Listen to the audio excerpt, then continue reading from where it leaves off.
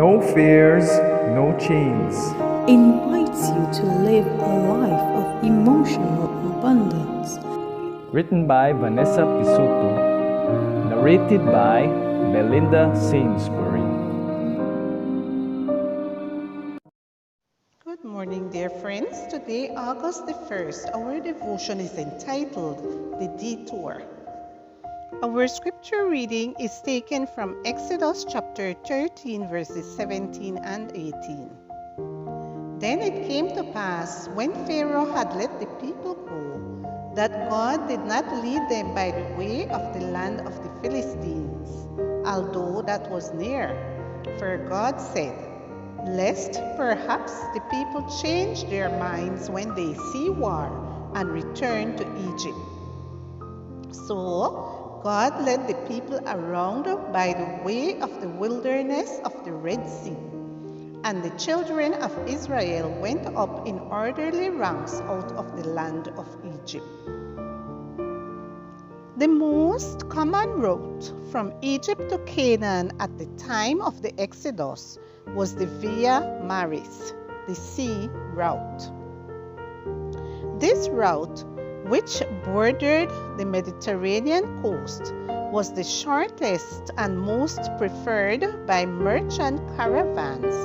When taking it, one could get water and food easily. However, instead of choosing the sea route, which would take only 8 or 10 days to arrive, God guided his people through the desert, taking a great detour.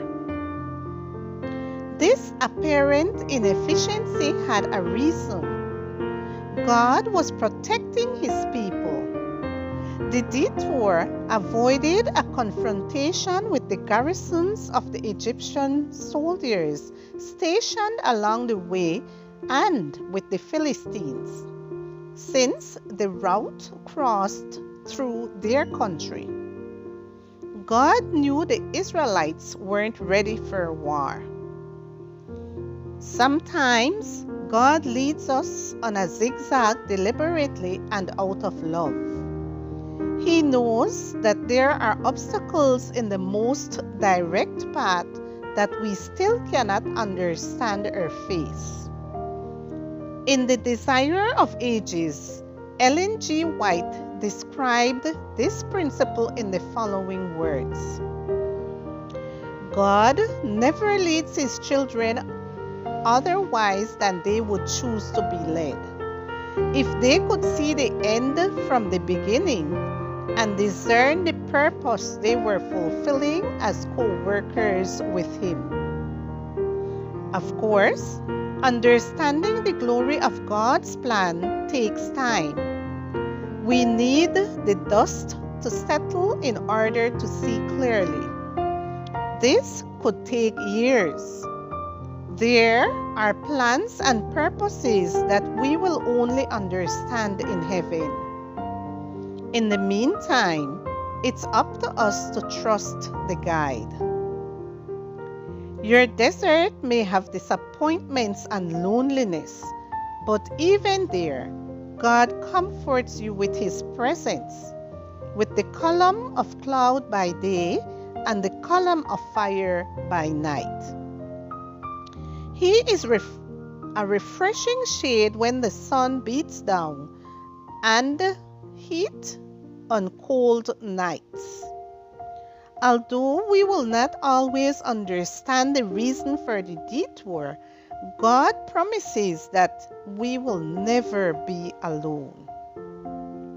Lord, I'm attracted to shortcuts because I'm impatient. Please help me believe that your route is always the best, even if it's not the most comfortable. Hold me with your presence when I don't understand the way.